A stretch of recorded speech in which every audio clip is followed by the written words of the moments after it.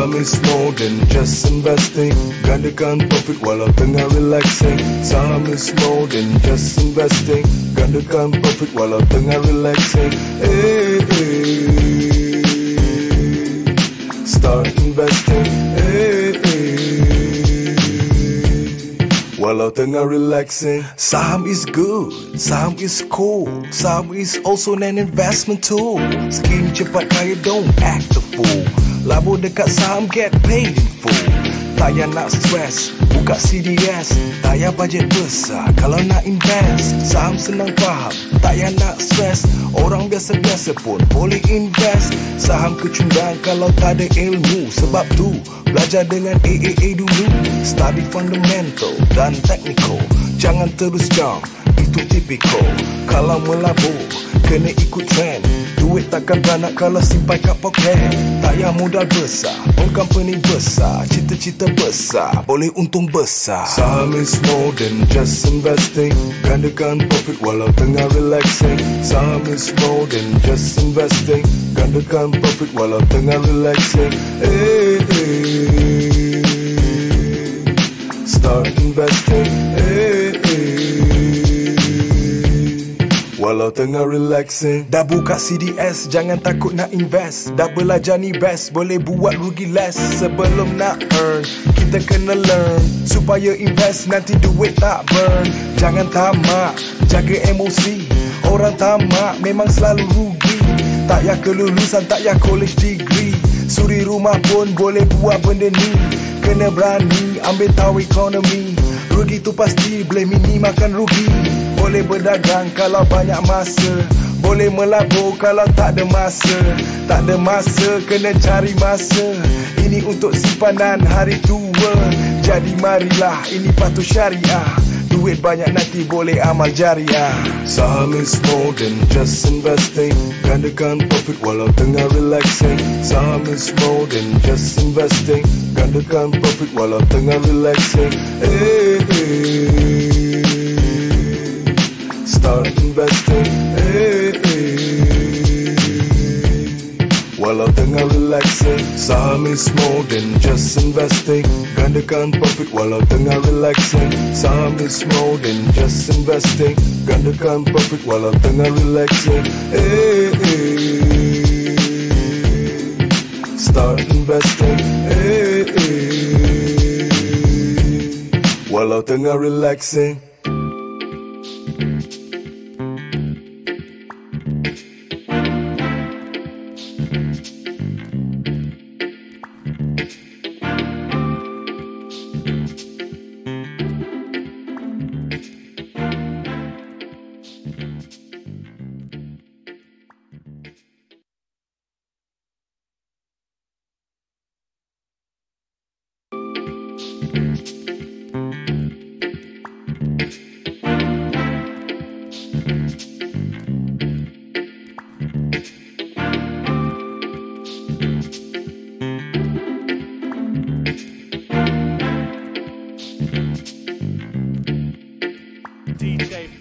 Saham is more than just investing. Gandakan profit walau tengah relaxing. Saham is more than just investing. Gandakan profit walau tengah relaxing. Start investing. Walau tengah relaxing. Saham is good, saham is cool. Saham is also an investment tool. Scheme cepat kaya, don't act the fool. Labur dekat saham, get paid in full.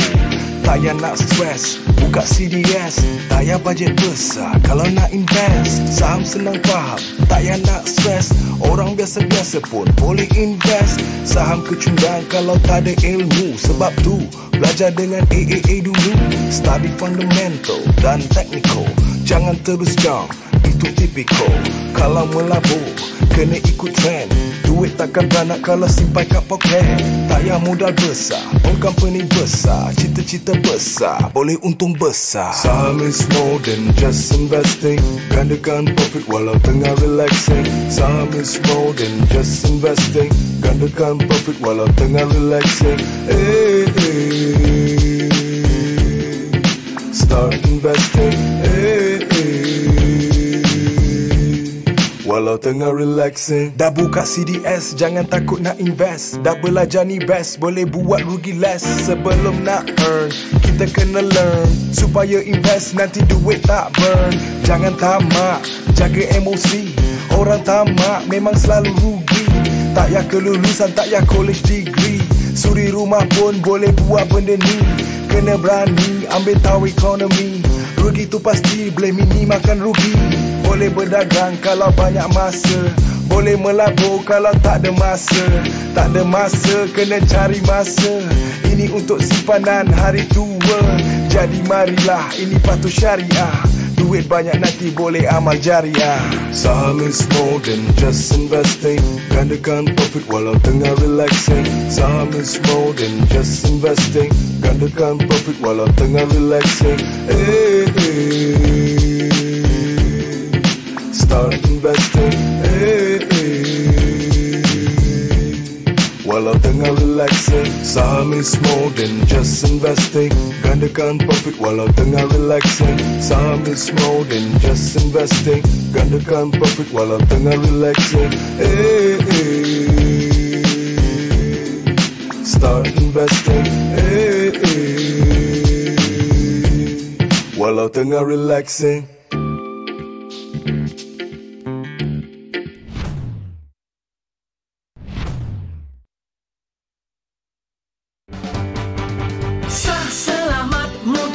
Syariah melabur menambah rezeki. Ayo kita, ayo bangkit berani. Asri Ahmad Academy. Sah selamat mudah patuh syariah melabur menambah rezeki. Ayo kita, ayo bangkit berani. Asri Ahmad Academy. Labursaham.com. Labursaham.com.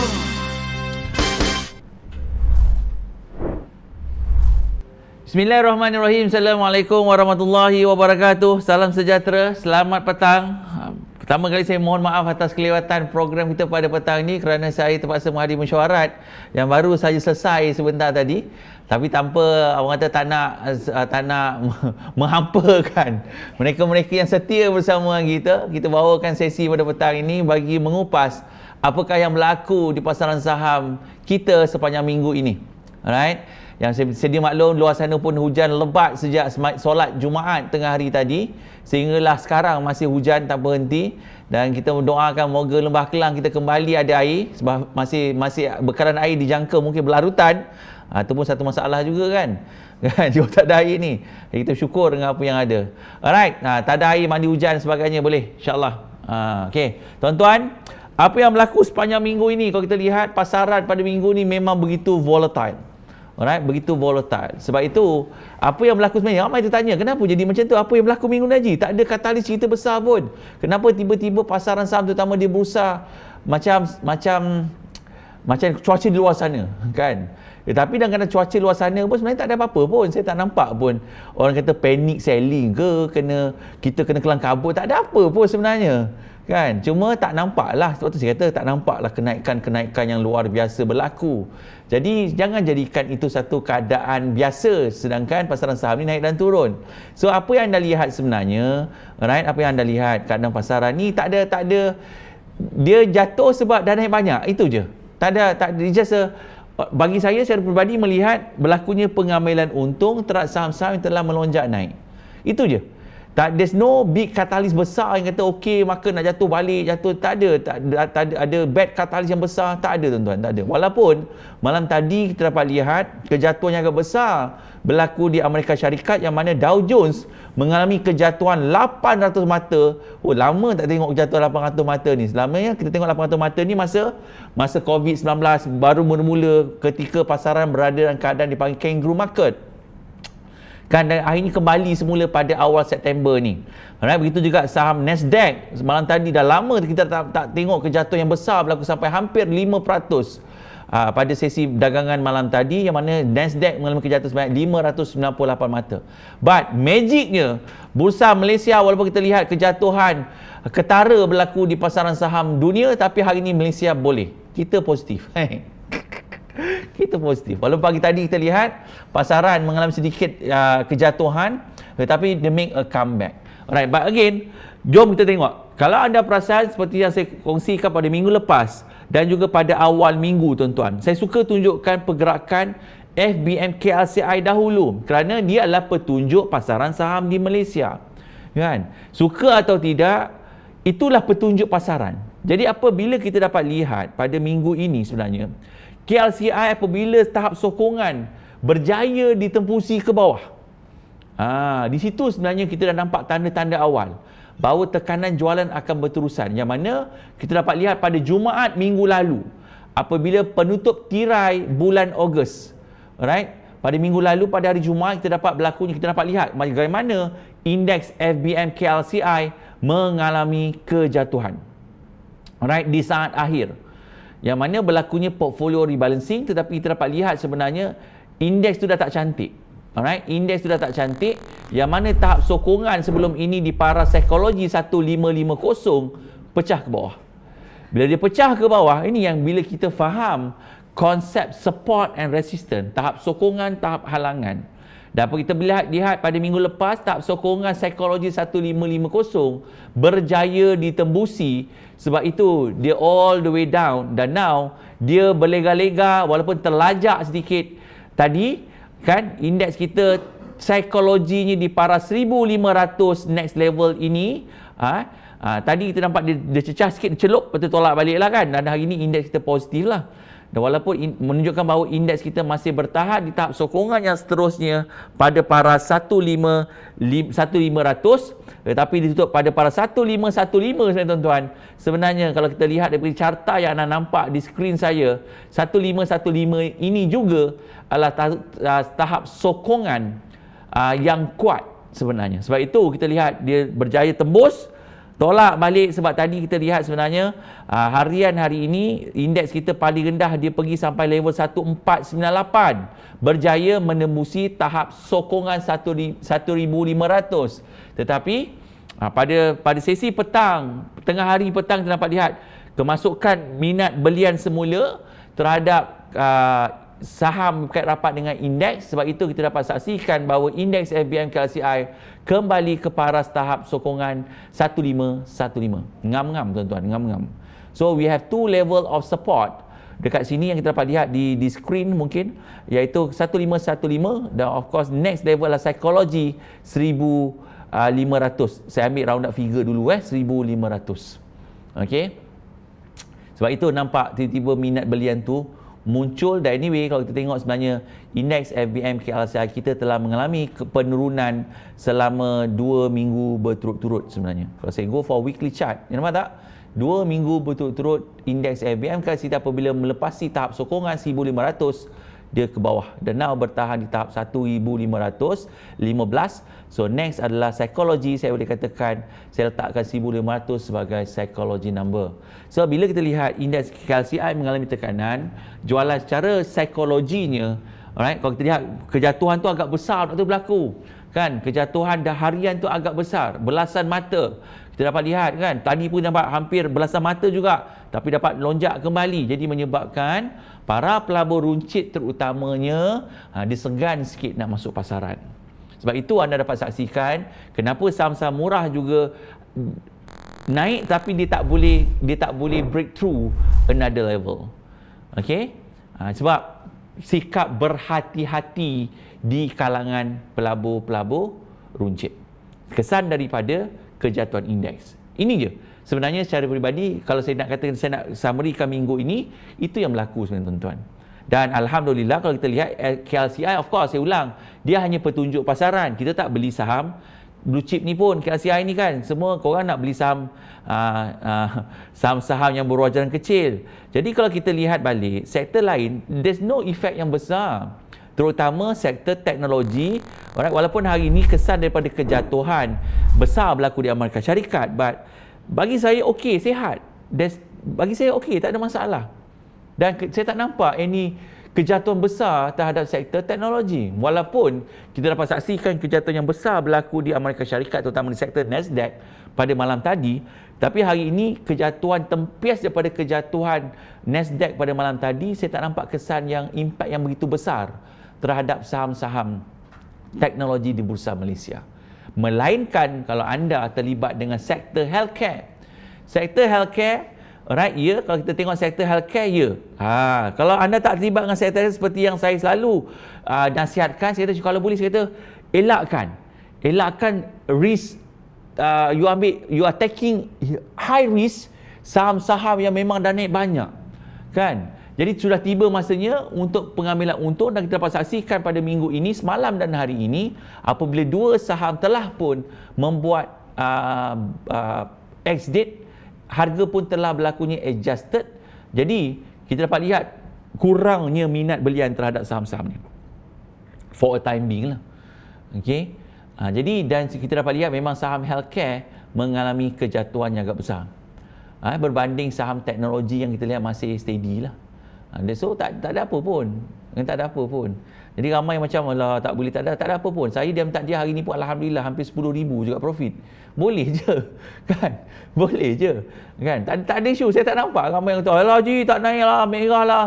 Tak ada apa pun, apa yang kelang kabut tu. Kan, yalah, dah biasa kalau boleh hari-hari nak duit kan, hari-hari nak untung, kalau boleh hari ni melabur besok Ferrari kan. Jadi bila tiba-tiba pasaran sendu sikit kan, dia dah tak boleh lah saham, tak boleh. Dia tak boleh saham, tak boleh. Dia tak boleh lah saham, Masya Allah. Baru 2 minggu KLCI turun, relax je kan. Inilah penangan daripada end of August because of earning season. Dan masuknya first week of September, normal lah. But anyway, saya tak nampak orang kata, kalau kata Allah, saya dah rugi besar. Sebenarnya saya tak nampak apa. Kenapa you boleh rugi besar kalau yang berlaku minggu ni lah. Kan? Melainkan aku tak tahu sama apa yang kau rugi besar tu lah. Bayrat saya tak nampak apa-apa pun. Saya tak nampak any panic selling. Oh, tak boleh lah market nak turun balik, kena hati-hati. Memanglah kena hati-hati, but saya tak nampak any big event yang kata pasaran nak jatuh. Melainkan malam ni kita boleh nantikan FOMC, data Federal Reserve, sorry, bukan Federal Reserve, salah. Data NFP, Allah Akbar. Non-farm payroll data.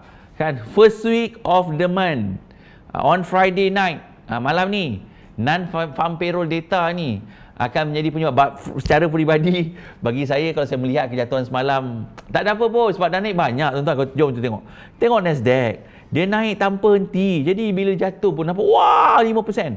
Sebenarnya tak ada apa-apa pun. Bagi secara peribadi, saya tak nampak lah itu satu panic button yang kita kena jadi kelang kabut.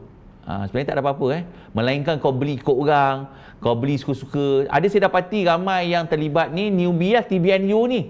Kenapa beli saham healthcare ni? Saya beli Haji saham ni kat RM20 harta lega. Saya beli saham ni. Saya kata, kenapa beli? Kawan suruh beli. Oh, kawan suruh beli. Padahal bila turun dia panik. Kan? Tapi memang beli kat puncak bahagialah. Right? Harta lega RM20 dia beli. Sekarang dah tinggal berapa ringgit? RM14. Kan?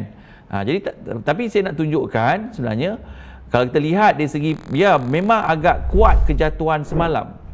Terutama semalam lah, sebelum ni tak ada apa-apa pun. All the way up. Okay, semalam jatuh sampai 5% tuan-tuan. Betul. Alright, memang kejatuhan ni seharusnya berlaku lah. Tapi tak siapa expect dia nak jatuh banyak tu. Kerana kalau kita lihat dari segi cartanya, kenaikan Nasdaq ni sebenarnya dah naik dah naik dalam masa terdekat ni dekat 2,000 mata. Kan, suddenly dia bagi balik. Nampak tak? Daripada berapa banyak, saya ambil lah 1 bulan dia pergerakan lah Kita tengok. Dia naik kan. Lepas tu baru dia bagi balik. Jadi kenaikan memang sangat luar biasa pun. Jadi berlakulah pengambilan untung. Itu bagi saya normal. Saya tak nampak any big catalyst. Cuma kita kena sedikit berhati-hati sahaja disebabkan oleh VIX. VIX Index tuan-tuan. Bila tengok VIX Index ni dia kembali ke paras 30. Bila kembali ke above 30 ni satu keadaan yang menunjukkan pasaran volatile. Okey. Sebab VIX ni diam tak diam sebenarnya daripada 20 dia relax tiba-tiba VIX naik. VIX ni menunjukkan the fear factor muncul di pasaran saham di Amerika Syarikat. Saya percaya disebabkan oleh apa? Disebabkan oleh kenaikan demi kenaikan, without any orang kata kenaikan yang tanpa asas fundamental yang kukuh. Jadi VIX juga sebenarnya meningkat naik. Saya dah perasan dah benda ni. Kan bila saya nampak, index keep going up, VIX juga keep going up. Ada benda tak kena. Ini seronoknya bila kita faham keadaan pasaran, kita faham petunjuk pasaran memberi signal yang tidak sepatutnya. Jadi apa betul kita buat? Sebab tu kita kena lebih berhati-hati. Alright, kalau you perasan sebenarnya VIX ni dah bagi signal awal. Nampak tak? VIX index tuan-tuan. VIX index ni dia dah bagi signal awal sebenarnya. Dia dah start. Kalau you tengok kan, dia dah start membuat, mana kalau short term ni it's like a downtrend line breakout lah. Dia turun, relax je kan. Then suddenly dia reverse dulu. Dia reverse dah naik dulu, dan at the same time US market naik. Dua-dua naik, ada benda yang tak kena. Sebab kalau US biasanya petunjuk pasaran naik, VIX ni turun. Tapi VIX juga turut naik, ada benda yang tak kena. Dan fair enough, malam tadi market jatuh, VIX boom, breakout terus tuan-tuan. Bila VIX breakout terus, jadi selamat hari raya lah. Kan, sebab tu anda lihat berlakunya kejatuhan yang kuat pada sesi dagangan pada malam tadi. Alhamdulillah, saya tak nampak kesan yang besar berlaku terhadap bursa Malaysia, walaupun indeks kita mengalami kejatuhan, but sektor-sektor saham-saham pilihan, terutama saham-saham teknologi dalam keadaan baik. Anyway, saham-saham kajian kita dalam grup Telegram, saya rasa tak ada panic selling, right? Even though pada sesi breaking news pada hari Rabu, seharusnya saham kajian yang kita kongsikan sama-sama, bukan saranan untuk anda beli atau jual, memberi you pulangan more than 10%. Right? Maksudnya boleh je. Dan saham tu dah naik banyak. Saya tak nak ceritalah saham apa tu kan, sebab saya dah kupas dalam breaking news pada hari Rabu kan. Dan saham ni hari ni pun dia hijau. Dia positif tuan-tuan. Dia masih positif. Dia pullback yang sehat. Inilah kaedah yang kita boleh aplikasikan. Kalau kita tahu saham tu dah meningkat banyak dan naik berhari-hari, jangan kejar dia, bagi dia rehat, bagi dia pullback, kita tunggu signal reversal, baru kita masuk pasaran. Alright? Jadi secara keseluruhan pada minggu ini pasaran memang agak volatile, terutama pada saham-saham berkait rapat dengan indeks, juga saham-saham healthcare yang begitu volatile yang ada di bursa. Dan memang sektor ni saya percaya tak ramai pun dah terlibat, sebab it's very high risk kan, sebab dah naik banyak. Tapi tak apalah, kita tengoklah saham-saham yang ada ni, saham healthcare terutamanya. Alright, secara peribadi adakah the game over? Dan jom kita tengok dua saham yang telah membuat split share pula, atau bonus issue. Jom kita tengok sama-sama supaya tengok apa yang berlaku, kesan dia. Ini kita tengok real case study. Dan hari ini saham Supermax, alright, saham Supermax juga telah membuat ex-date. Alright, dan harga saham hari ini dan saham ni terus, nampak tak? Ini saya kata, dah murah boleh beli. Tak boleh beli tuan-tuan. Dia bukan sebab dia murah kita beli. We have to tengok carta will tell us apa kita nak buat. So let's go through saham Supermax yang hari ni ex-date-nya. Kalau anda lihat dari carta yang ada, okey, jom kita tengok harga Supermax semalam RM18 kan. Jom tengok, ni dia. Saya besarkanlah carta ni. Okey, saya buang semua. So ini harga saham yang adjusted. Alumni Dr. J, you dah faham saham bagaimana kita nak beli, entry price yang patut kita beli. Adakah saham ni ada signal? Tak ada signal. There's no signal for us to buy. So we just wait. Right? Ini harga saham yang telah adjusted. Haji, harga saham ni kenapa carta tiba dah harga RM9? Kenapa RM12 tinggi, bukan harganya RM20 ke? Ya, sebab carta apabila harga saham adjusted, carta juga akan adjusted. Sebab itu, bila carta dah adjusted, kita as a trader, kita akan lihat carta setelah adjusted, barulah kita tahu tindakan yang ingin kita lakukan. Alright? But kalau kita tengok carta yang before adjusted bonus issue, ini yang berlaku. Nampak tak? You akan nampak, wah, gap down semalam RM20, hari ni RM9, demam. Ini saya kata, bila dia tak faham, dia tengok portfolio pula, ya Allah, semalam beli RM20,000 satu saham, kenapa hari ni tinggal RM9,000 je? Kenapa dah hilang separuh? Ini yang berlaku, sebab itu jangan cakap saya tak payung. Saya dah kongsikan apakah dia masukkan bonus issue dan apakah impaknya pada sesi sesi sembang saham yang berlangsung pada 2 minggu lalu. Jadi ini yang berlaku. Alright. Cuma sebab portfolio kita belum nampak saham tambahannya.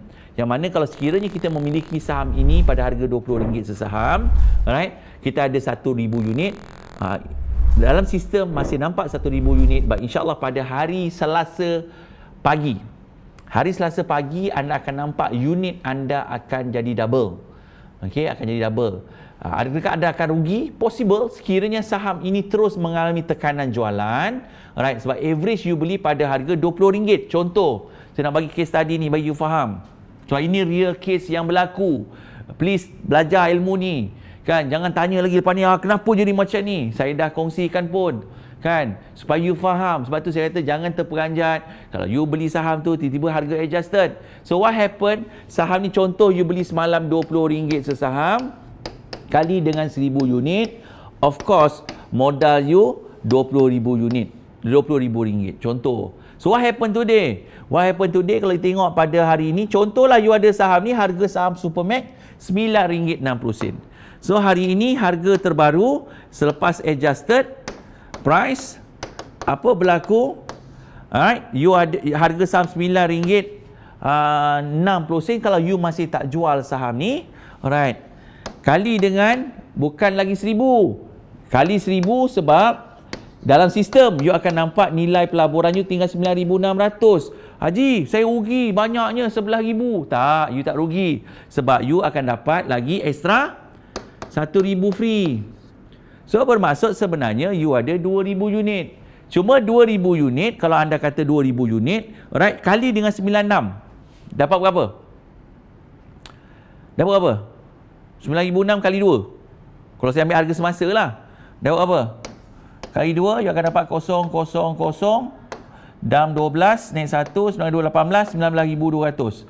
So, technically sekarang, nilai dalam buku you akan jadi 19,200. Haji, adakah you rugi? Ya, you rugi. Sebab, currently you rugilah. Sebab saham tu mengalami kejatuhan. Sebab modal asal you 20,000. So, current market price, because selling pressure masih berlaku terhadap saham glove. So, tapi pelaburan you 19,200 lah. Bukanlah you rugi sampai 11,000, tidak. Tapi dari segi portfolio pada hari Selasa, kiranya hari keep dropping, yes, then you akan nampak you ada berlakunya sedikit kerugian. Okey, sebab itu sebenarnya tujuan bonus issue ni sebenarnya tuan-tuan, bukan kita beli saat akhir, tidak. Sebab tu dia balik kepada objektif pelaburan kita. Kan? Kalau orang beli saham Supermax masa harga RM1, tak ada efek. Tak ada efek apa pun. Kalau dia beli saham Supermax masa RM3, tak ada efek apa-apa pun.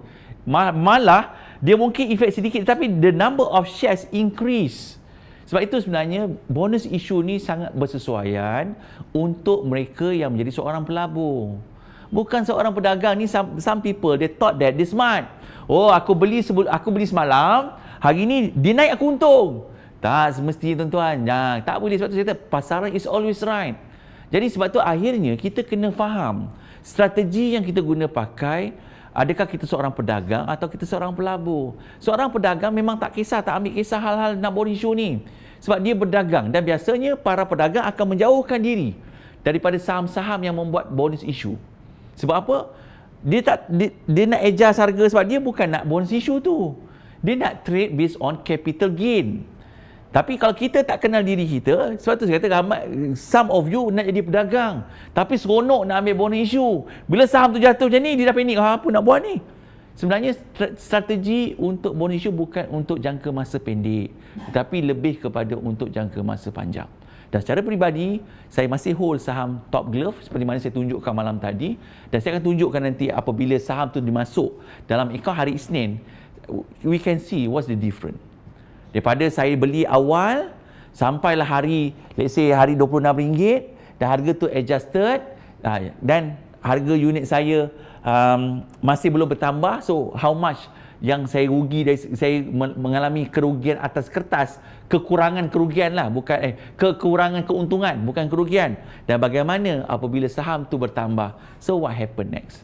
Baru insyaAllah baru you akan faham bagaimana saya secara peribadi membuat secara live case study untuk memudahkan anda faham apa yang berlaku, kenapa saya beli awal, dan what happen sebelum ex-date, apa berlaku semasa selepas ex-date, dan apakah berlaku apabila kita dapat, bila berlakunya launchment date ataupun saham itu dimasukkan dalam akaun.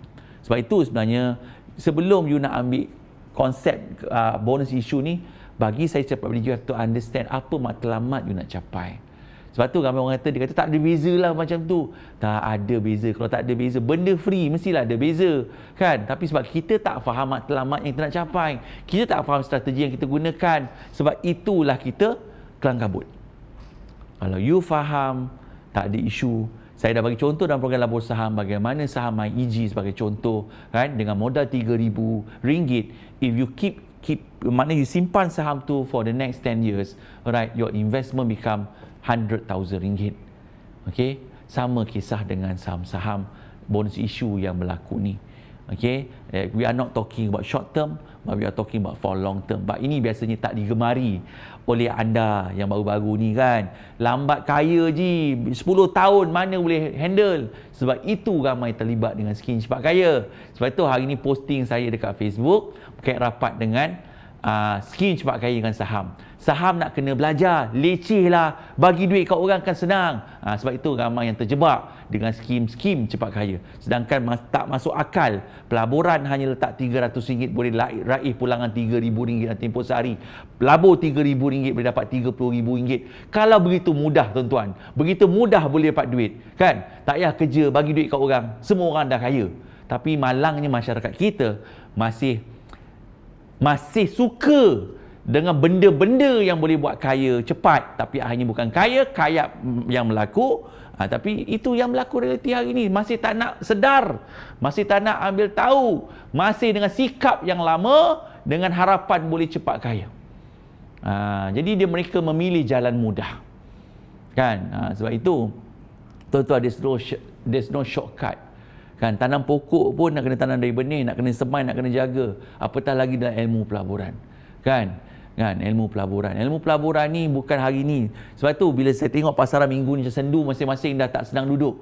Sedangkan bagi start dah apa-apa pun, saya tak nampak apa pun yang panik dalam pasaran, kan? Dia punya tak sedang duduk, haji apa yang berlaku, PM saya sebagainya, saya layan, tak ada masalah.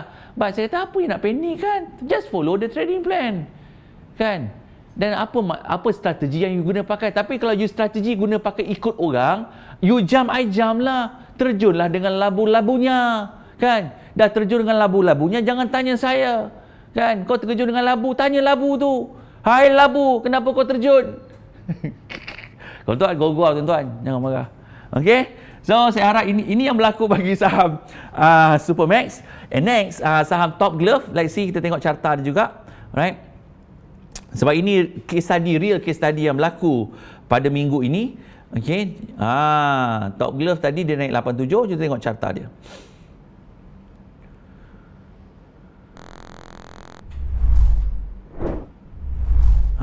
Ini carta dia, ni harga saham yang telah adjusted. Okey. Untuk kita nak masuk entry balik, standard sama, you can use teknik sama ada buy on breakout, buy on reversal, buy on dip, whatever signal yang ada. Okey. Ni jam dah aku punya screen. Okey. Ni adjusted, but kita tengok kalau kita tak adjusted, letak bonus issue, you apply, you akan nampak gap down berlaku. Jadi memang susah macam nak baca, kan, carta macam ni, sebab dia dah berlakunya gap down. Jadi sebab itu dalam sistem dia, sebab kalau macam ni kita akan nampak gap down tak bagus lah, sedangkan dia bukan gap down, dia hanya price adjustment. Jadi kita tukarkan dia balik kepada harga selepas adjusted, so you akan nampak saham tu macam tu. So technically dia sideways, so we just wait, tengok sama ada if the momentum still good, kan. Kalau dia buat tujuan breakout balik atau dia buat any reversal candle yang boleh kita perhatikan, dan kita gunakan carta yang setelah berlakunya adjustment. Dekat sini kita gunakanlah balik kaedah nak guna pakai sama ada kaedah buy on breakout atau kaedah buy on dip. But technically both stock, Top Glove dan Supermax, kita boleh katakan dia menjadi semula seperti sideway. So we have to wait another any signal before kita membuat sebarang pembelian. Ini juga membantu tuan-tuan untuk ramai yang tanya, Haji, oh dah murah boleh beli, dah murah boleh beli. Tak tuan-tuan. Selagi tak ada buy signal appear, you tak tahu saham tu nak pergi mana. Ya, dia memang dah rendah, but dia mungkin boleh rendah lagi. Okey, ini yang kita kena faham kesan daripada apabila syarikat membuat pengumuman bonus issue dan juga ex-date, dan banyak lagi syarikat-syarikat lain yang akan membuat perkara ini. Dan saya percaya inilah satu pengalaman ataupun you nampak bagaimana ilmu pelaburan yang anda pelajari, anda praktikkan teori dengan praktikal satu benda yang berbeza. Sebab tu kita kena laluinya. Bila kita laluinya, kita akan experience perkara tu. Bila experience itulah akan membantu kita memahami keadaan pasaran dengan ilmu yang kita ada. Alright, sebab banyak lagi case study yang lain. Apatah lagi selain daripada itu, kita akan dapat lihat tuan-tuan sebenarnya banyak kes-kes terbaru. InsyaAllah kita akan yang terbaru yang saya baca, saya tengok kat bursa sekarang ni, corporate action yang diumumkan yang tak bagus adalah right issue. Alright, ini perkara yang saya lihat sedang berlaku. Alright, dan yang kedua juga saya nampak ada juga satu syarikat sedang membuat capital reduction. Ini semua corporate exercise. Ini semua tak, secara peribadi ni semua corporate exercise yang tak bagus tau. Okey. Dan of course lah private placement. Private placement saya tak ada masalah lagi. Kan? Tetapi bila datangnya dua ni, dia tak berapa menarik lah. Private placement. So insyaAllah, dan kita akan ada dan private share consolidation. Ini pun sedang berlaku lah dekat bursa. Ada beberapa syarikat mengumumkan. So, dan dia datang dengan, dia bagi right issue, dia datang dengan warrant free lah. Dia buat private placement, datang dengan right issue, bagi warrant free juga. So, ada banyak corporate exercise yang berlaku disebabkan oleh apa? Kebanyakan syarikat apabila berlakunya COVID-19 mengalami masalah keuangan, jadi mereka sedang menyusun semula syarikat. Sebab itu banyak corporate exercise yang diumumkan, dan ada sebahagiannya secara peribadi dia tidak begitu menarik, tidak begitu digemari. That's the right word. Tidak digemari oleh para pelabur. Jadi tolong fahami maklumat-maklumat terkini dalam saham-saham syarikat yang anda pilih, dan kalau boleh elakkan. Kalau anda tak faham tentang corporation yang berlaku, tolong berhati-hati. Jangan seronok-seronok aje. Alright, samalah disposal of asset dan sebagainya. So insyaAllah di sesi yang kita akan bawakan kepada alumni terutamanya pada 11 September nanti. Corporate action, saya tengah susunkan real case study yang akan berlaku. Saya lihat saham contoh seperti, saya difahamkan Dolphin mengumumkan perkara yang sama, Arsawit mengumumkan benda yang sama. Ada a few syarikat yang membuat corporate action. Jadi kita akan buat real case study ni supaya dapat memahami tentang corporate action ni pada program 11 September nanti, dan kita tengok keadaan pasaran hari Jumaat pada minggu hadapan. Right? Kita bukan nak tengok pasaran tu satu pasti tengoklah kan. Tapi kita nak belajar. Saya nak ambil dalam projek ni adalah projek amal. Alhamdulillah saya difahamkan meningkat semalam daripada berapa ratus darjah menuju ke hampir 800 penyertaan. Masya Allah, tabarakallah. Moga segala sumbangan anda itu dapat memberi manfaat kepada madrasah-madrasah yang kita pilih. Kita ada 10 madrasah telah di Serangan Pendek. InsyaAllah ada 20 total madrasah yang kita akan bantu dengan program-program amal yang kita anjurkan. Dan moga segala usaha kita ini dirahmati Allah SWT. Dia memudahkan segala urusan kita insyaAllah. Alright. Jadi ada banyaklah, ya, of course kita ada privatization. Ini pun ada corporate exercise yang berlaku. Jadi insyaAllah saya akan pilih topik-topik yang hangat diperkatakan, dan kita bawakan real case study yang berlaku di bursa supaya ia menjadi satu pembelajaran secara praktikal supaya kita tahu apa yang berlaku dalam dunia saham ini. Bukan sekadar naik turun saham, kita faham dari segi penstrukturan syarikat, kita faham dari segi tindakan korporat yang dilakukan oleh syarikat untuk memastikan syarikat itu terus kekal relevan dalam pasaran, dan secara langsung dapat ada yang positif, ada yang tak positif. Sebab tu we have to understand tujuan dilaksanakan dan apakah kesan dia. Ini yang memang kita have to go deeper, yang kerana ia melibatkan financial statement. InsyaAllah. So insyaAllah kita akan kupas lebih lanjut pada 11 dan 9 nanti. Alright. Okay guys. So terima kasih banyak. So jangan lupa besok kepada mereka yang telah daftar, pastikan anda dapat link. Kalau tak dapat link, tolong contact our hotline Sharp 9 pagi saya akan bermula. InsyaAllah saya akan mula mungkin 10 minit lebih awal. Tapi 9 pagi kita akan bermula, dan kepada alumni telah mendaftar, manfaatkan sesi ini. Terus belajar, InsyaAllah. Saya percaya banyak perkara yang you akan belajar. InsyaAllah kita akan pilih saham-saham pilihan kajian, case study besok. Apakah saham-saham case study kita, minggu lepas saya dah bagi case study tu, Alhamdulillah memberi pulangan lebih 10%. Okay, kita tengok besok apakah saham case study yang akan saya kongsikan. Alright, InsyaAllah. Dan juga kepada anda yang telah daftar program 11 September juga, tahniah saya ucapkan.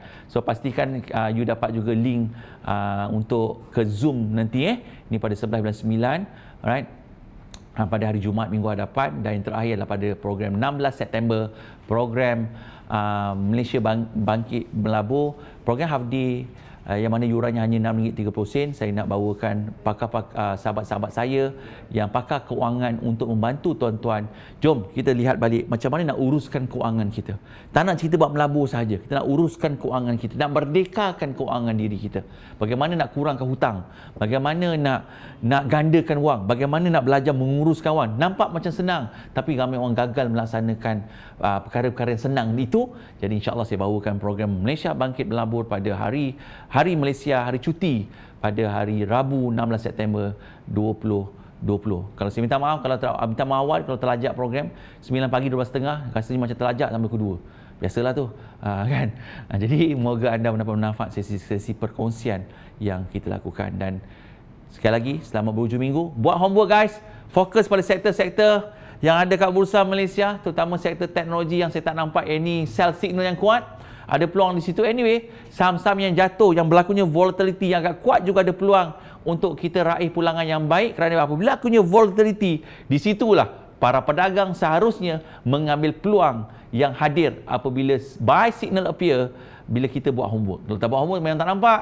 Kan? Kalau kita buat homework, insya-Allah kita akan nampak peluang yang ada. Alright guys, terima kasih banyak. Kita jumpa besok bagi program seminar labur saham bagi sesi September 2020. Jumpa lagi pada hari Isnin insya-Allah kepada semua. Isnin insya-Allah saya bersiaran secara langsung, bukan di sini tapi di tepi laut. Di tepi laut lagi kita ni kan. Hari tepi laut ni kan, tepi laut lagi. Insya-Allah bulan September, Oktober ni jadual saya agak padat di tepi laut. Jadi insya-Allah sesi-sesi yang akan datang, terutama di opening bell, mungkin kita akan bersiaran di tepi laut. Jadi saya minta maaf kalau line tak clear, kan. Kita tengok macam manalah. Kita doakan supaya line clear supaya saya dapat terus membuat perkongsian ilmu walaupun di mana saja saya berada, insya-Allah. Okay guys, terima kasih banyak. Selamat berhujung minggu. Alright, buat homework, stay calm, stay cool. Saham is cool. Jumpa lagi. Assalamualaikum warahmatullahi wabarakatuh dan salam sejahtera.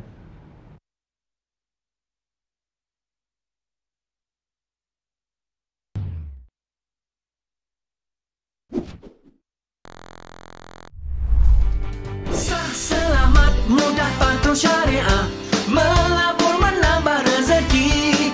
Ayo kita, ayo bangkit berani. Asri Ahmad Academy. Selamat, mudah, patuh, syariah, melabur menambah rezeki. Ayo kita, ayo bangkit berani. Asri Ahmad Academy. labursaham.com